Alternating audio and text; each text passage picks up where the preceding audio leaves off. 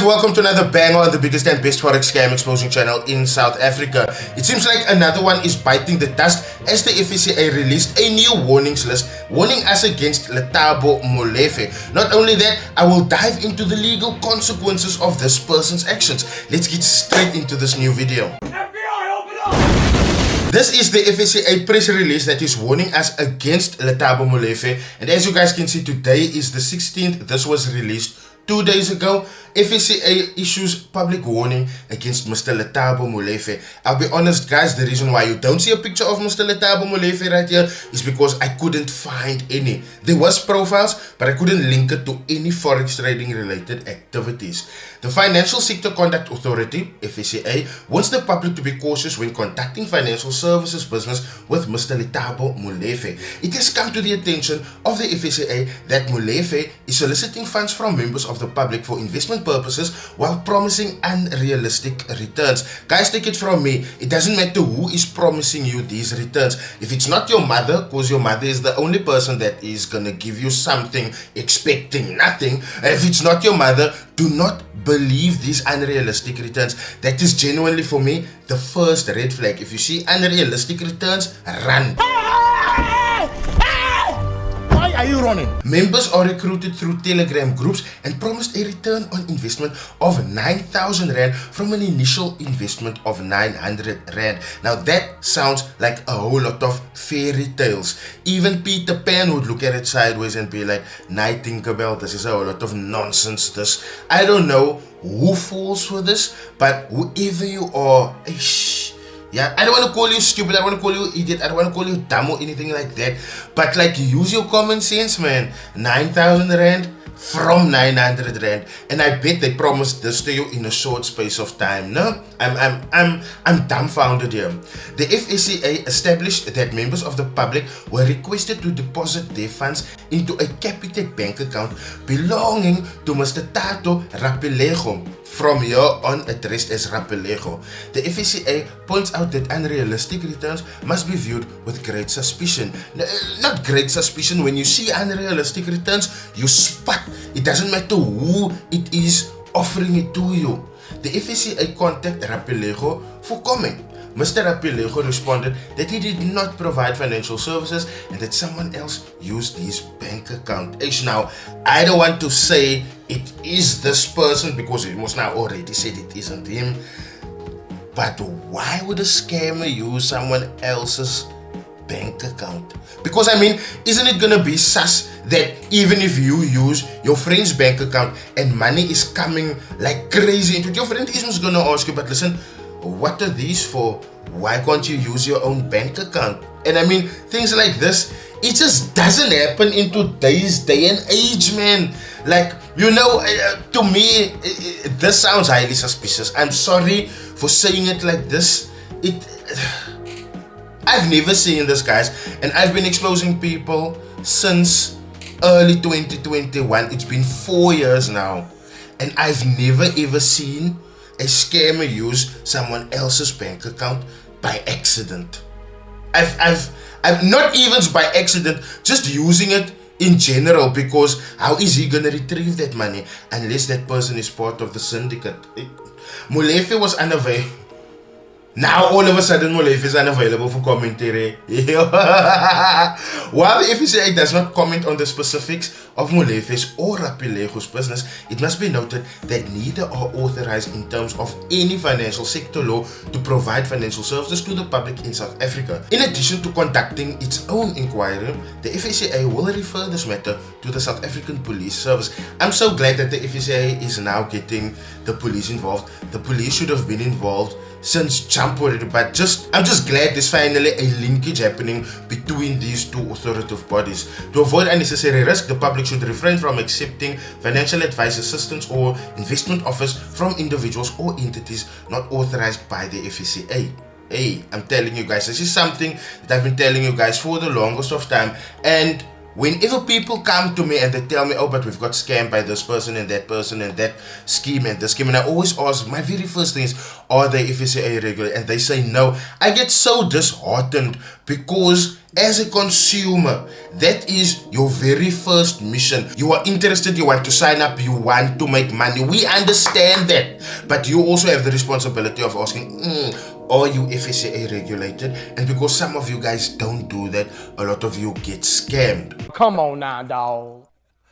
Come on, man. While these statements are good for public knowledge, there's a lot of information within these statements that the consumers get wrong. To avoid that, I'm gonna break down all of the legal violations and consequences that's awaiting for these people when they finally get caught. Stick with me. Thank you so much for your patience. Let's get into the violations and legal consequences of these people's actions. The first thing I want to make clear to you guys is why I think this is illegal. Number one, soliciting funds from the public while not being regulated to do so is a clear contravention of the FICE Act. Remember, in order to solicit funds from the public for investment or trading purposes, you need to be FSCA regulated to do so. That is a legal requirement. The FICE Act have set some strict rules for service providers to follow, and should any of these get broken like this here today, that is a contravention of the FICE Act. The violation here is that Mr. Molefe is not authorized to be giving these services, yet he solicited funds from the public, yet he told people this money is going towards investments. That is a direct violation of the FICE Act. More specifically, it violates Section 7(1) of the FICE Act that says, the FICE Act prohibits a person from acting as a financial services provider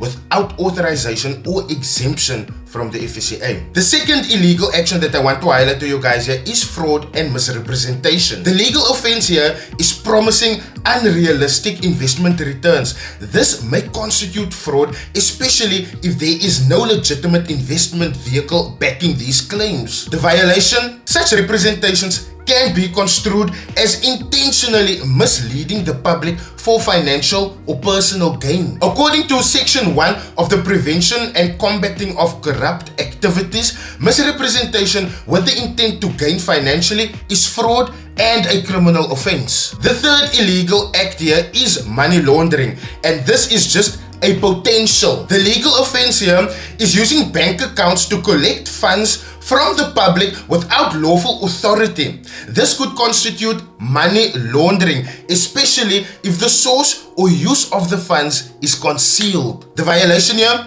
we know Molefe is wrong, but concerning Mr. Rapelego, if he is knowingly or negligently involved by giving his bank account for the use of illegal transactions, he may be implicated. He can now say what? He can now say he didn't give it to the people himself. He can now say he has nothing to do with Forex. But if he is found to have given it knowingly or even with a slight of negligence, this man can be sent to the Chuki too. The fourth illegal activity they might be charged with is running a pyramid or a Ponzi scheme. The legal offense here is offering high and unrealistic returns without a legitimate investment vehicle backing these claims. That's illegal. And one of the biggest red flags that you can use to gauge if a scheme is a Ponzi or a pyramid. The violation of these people running these scams is that they depend on newer investors so that they can pay out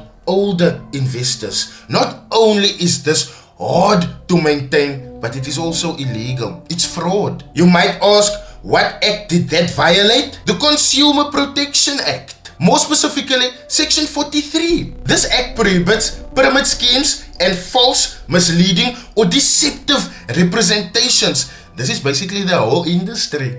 But alright, we're not here for that yet. Let's take a look at the legal consequences that's waiting for these guys. First off, they may be faced with criminal charges. Offenses such as fraud, contravention of the FICE Act, and operating a pyramid scheme are criminal offenses. Penalties include imprisonment, and this can range anywhere from 10 to 15 years depending on the severity of the scam. Penalties also include fines. These fines can easily exceed over 10 million rand when certain laws are being applied. And then last but not least, this will leave a very dirty criminal record behind. And you don't want that, do you? Furthermore, there is civic liability. This means that victims can sue for damages or restitution. The FSCA or court may also issue an interdict to stop this individual from continuing these scams. Number 3, there is FSCA enforcement action. People generally think that the FSCA is toothless, but the FSCA can issue cease and desists, and they can also initiate investigations. And with the recent developments and how things have been going as of late,